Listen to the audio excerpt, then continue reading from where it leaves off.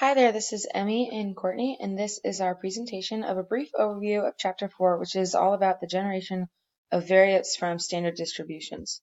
So the first and kind of the most frequently used is the standard normal distribution, where this is our PDF, so this is what it looks like, and it's typically used in the central limit theorem, and here's a quick little code for it. But basically, this is the type of graph you're going to get using the standard normal. It's used in a lot of things, and it's a pretty reliable distribution to use.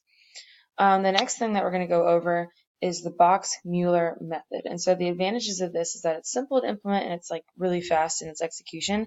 And so you basically start with two different independent standard normal variables of x1 and x2, and you'll get a joint density, as you can see right here.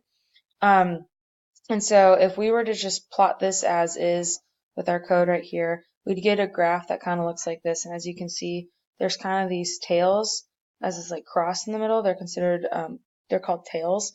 And so that kind of gives us a problem.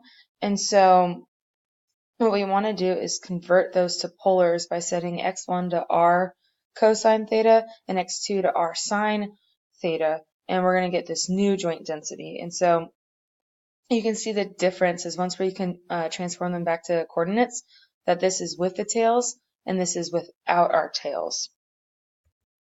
And so the next one, the next part of this chapter covers an improved envelope rejection method. And so we went over this in chapter 3, I believe, but basically we're going to let x of h equal exponential or e raised to the negative x squared divided by 2 on support from negative infinity to infinity.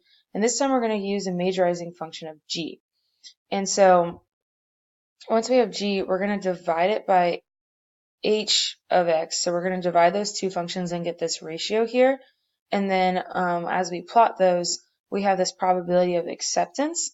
And the goal is basically to, we're required to majorize h using g. And so we need to find a lambda and a c given these constraints here. They're subjected to these two different constraints here.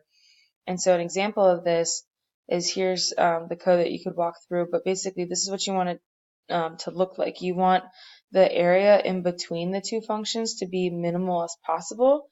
And this one you can see this one actually goes in a little bit, so this one isn't correct just yet, but it's close.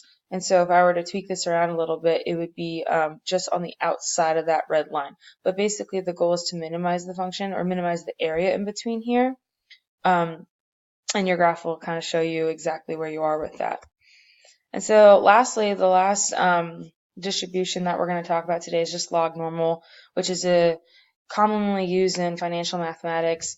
But basically, you're sampling y from x and you're setting y to e raised to the x.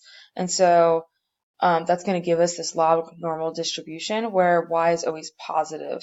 And so here you can see is the expectation, so the mean of y, and then the standard deviation of it, and then this is our graph displaying what that distribution looks like.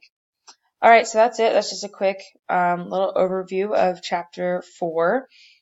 Just going over the standard normal deviation, the Box-Mueller method, and our log normal distribution.